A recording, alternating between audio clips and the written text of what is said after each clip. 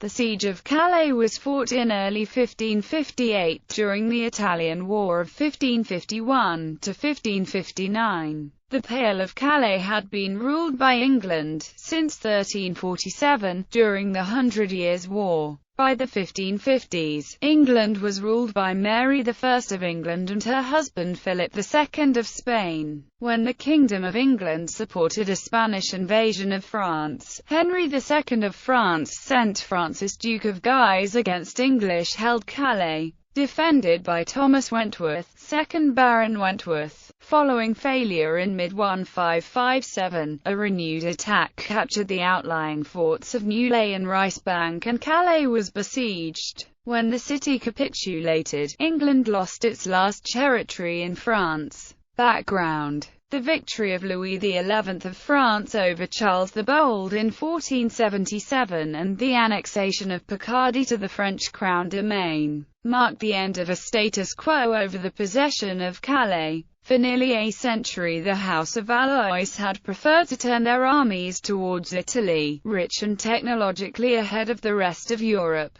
rather than take Calais. France had to fight the English on 3 occasions during the 16th century when they attempted to extend the English possessions in Picardy. At the behest of Pope Paul IV, in 1557 France put an end to the Truce of Versailles, which concluded the 10th Italian War, and resumed hostilities in the Kingdom of Naples. In response, the Crown of Spain returned to its customary strategy since the Battle of Ceresole. It again attacked in Picardy, and inflicted a crushing defeat on the Constable of Montmorency at the Battle of St. Quentin. Henry II of France had lost his best captains and the road to Paris was open to invasion. In these circumstances, Francis, Duke of Guise, who had raised an army and prepared to lead it in Italy, was recalled to Picardy and promoted to Lieutenant General of France. To avoid the intervention of an English expeditionary force, King Henry II of France arranged, in great secrecy, to attack Calais in the winter with 30,000 men assembled at Compiègne, Montreuil-sur-Mer, and Boulogne-sur-Mer. The capture of Calais, in the absence of any natural defense, continued English control of Calais depended on fortifications maintained and built up at some expense. Near Calais, the Franco-Burgundian forces were frequently pitted against the English garrison forces and against the Duchy of Burgundy. Relieved by the long confrontation between Burgundy and France, English rule over Calais was able to flourish for 150 years.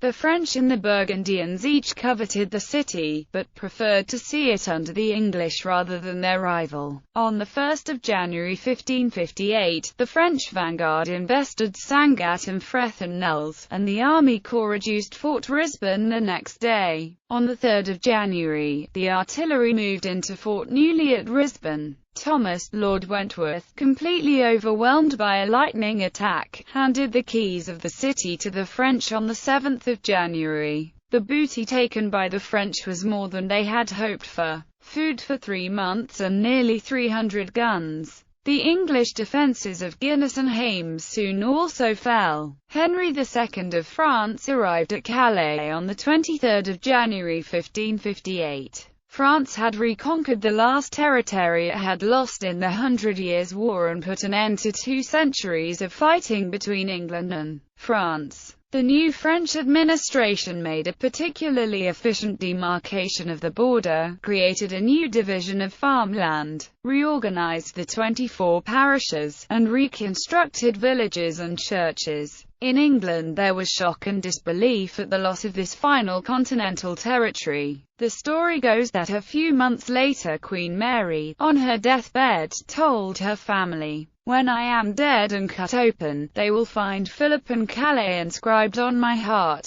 Consequences: Lord Wentworth, the governor of the city, and the English inhabitants of Calais and Guinness returned to England. Calais was declared a reclaimed land to commemorate the restoration of French rule. François de Guise was able to strike back against the Spaniards.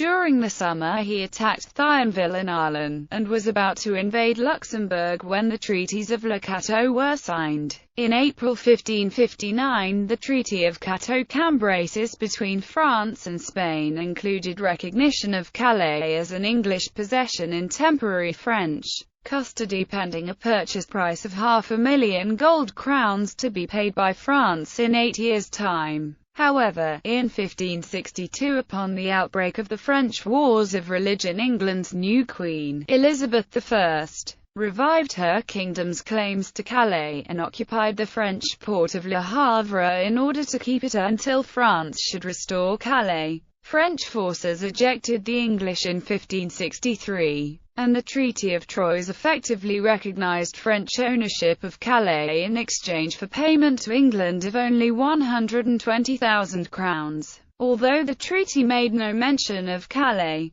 the French paid the 120,000 crowns in return for all rights to Le Havre, and freedom of commerce was agreed between the two countries. The French believed that the occupation of Le Havre meant the English had forfeited all rights to Calais, and Elizabeth was in no position to press the case any further.